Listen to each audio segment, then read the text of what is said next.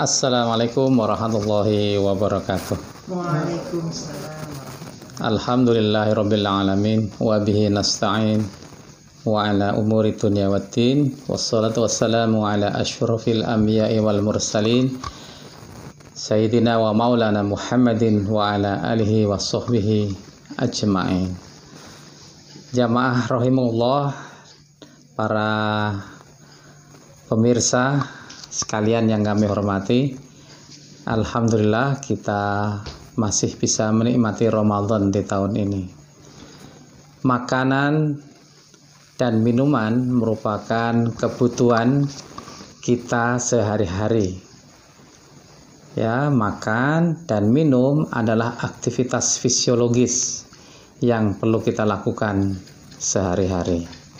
Oleh karena itu, syariat Islam tidak lepas dari persoalan makan dan makanan.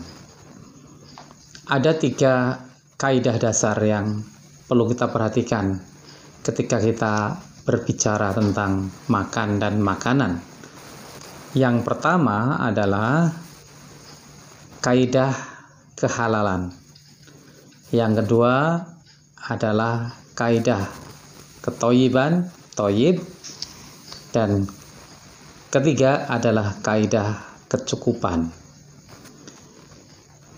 Jadi yang pertama tentang kehalalan. Halal dan haram itu adalah satu prinsip yang harus betul-betul diperhatikan oleh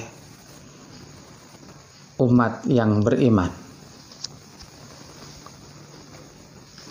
Kehalalan harus menjadi prioritas pertama dalam semua hal, apakah itu makanan, minuman, dan berbagai macam rezeki yang kita usahakan.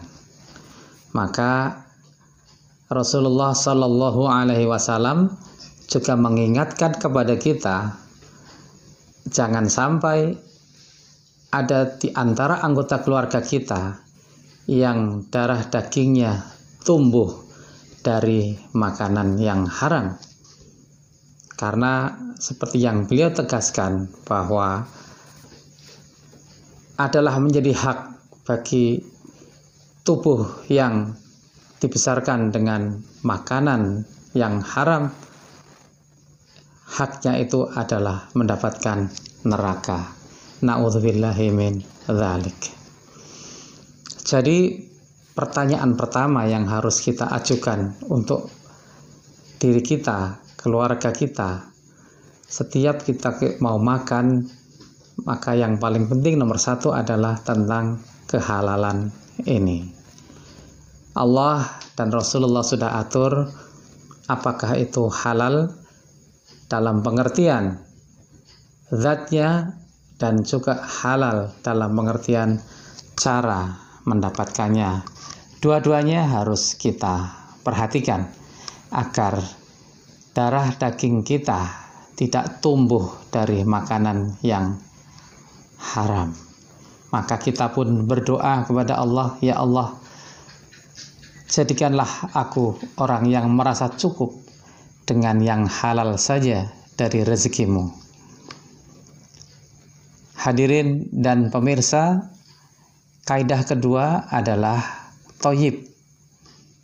Apakah toyib itu pada umumnya diartikan dengan bergizi? Ya, bergizi.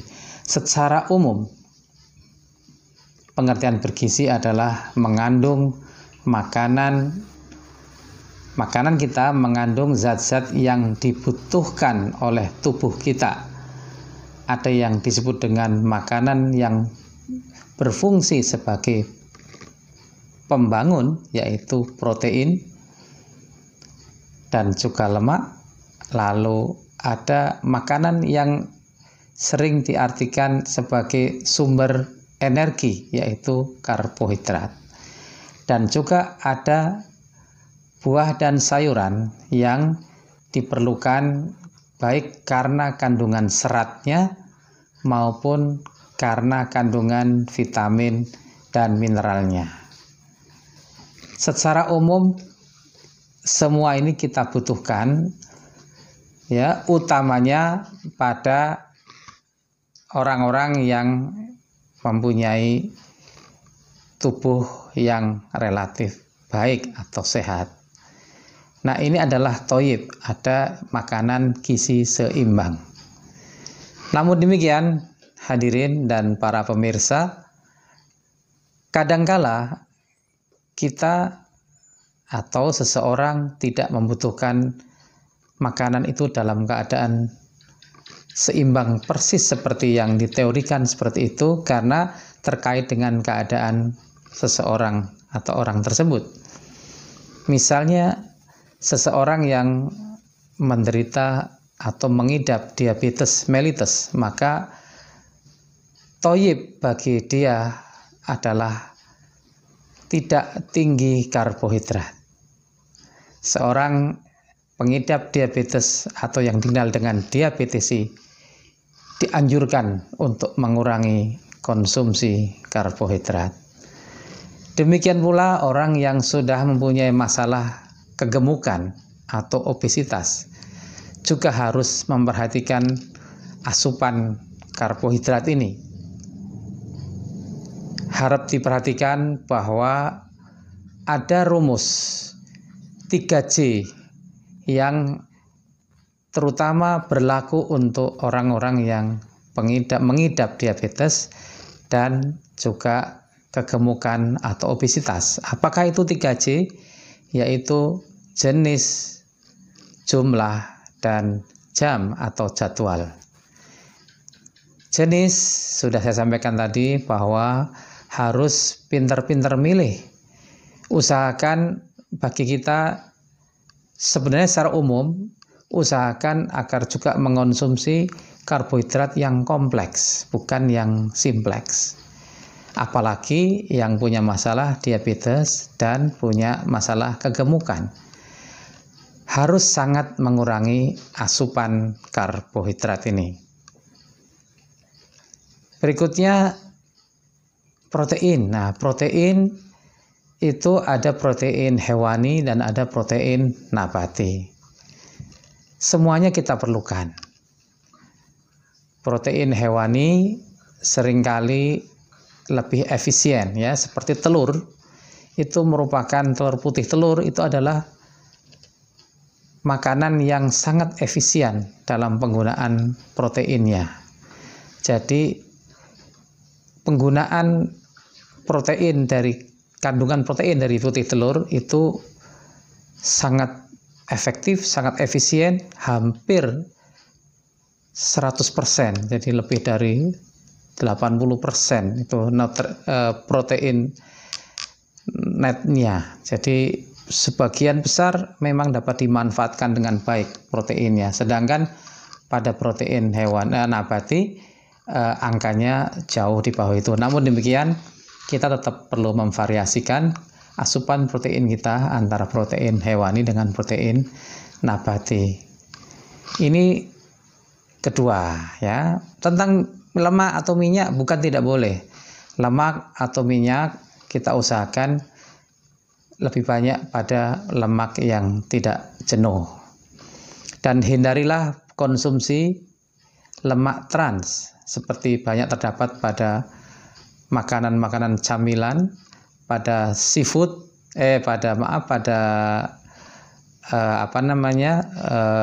makanan siap saji, ya. Dan penggunaan minyak yang berulang, minyak goreng yang berulang itu menimbulkan minyak trans, minyak yang sangat merugikan kesehatan kita. Yang ketiga, jamaah dan hadirin rahimullah dan juga para pemirsa, adalah prinsip kecukupan. Ya, harap diperhatikan bahwa Allah selain menyatakan tentang kehalalan, ketoyiban dalam arti bergizi, juga prinsip kecukupan. Intinya adalah kita dipersilakan untuk makan dan minum yang halal dan thayyib, namun tidak berlebihan. Kulu washrobu wala tusrifu. Satu ayat yang perlu kami sampaikan pada kesempatan ini dari surat Toha, surat ke-20 dari Al-Quran, ayat ke-81. Baik, saya bacakan untuk panjenengan semua. A'udzubillahi minasyaitonirrajim. Bismillahirrahmanirrahim. Kulu min thayyibati ma razaqnakum wa la tadhaw fihi fayahilla 'alaikum ghadabi wa may yahlil 'alaihi ghadabi faqad hawa. Ayat ini menarik karena menyarankan kepada kita, kulu min thayyibati, silahkan makanlah kalian dari hal-hal yang baik, ma razaqnakum, apa yang telah kami rezekikan kepada kalian.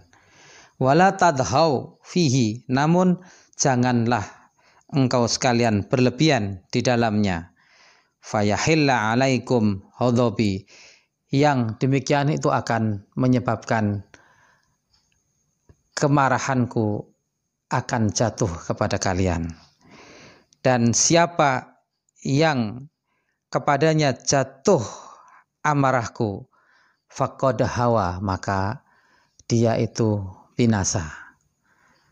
Perhatian bagi kita sekalian bahwa selain prinsip kehalalan bergizi, juga ada batasan agar kita tidak berlebihan dalam makan dan minum, karena itu akan mendatangkan kemarahan atau murka Allah.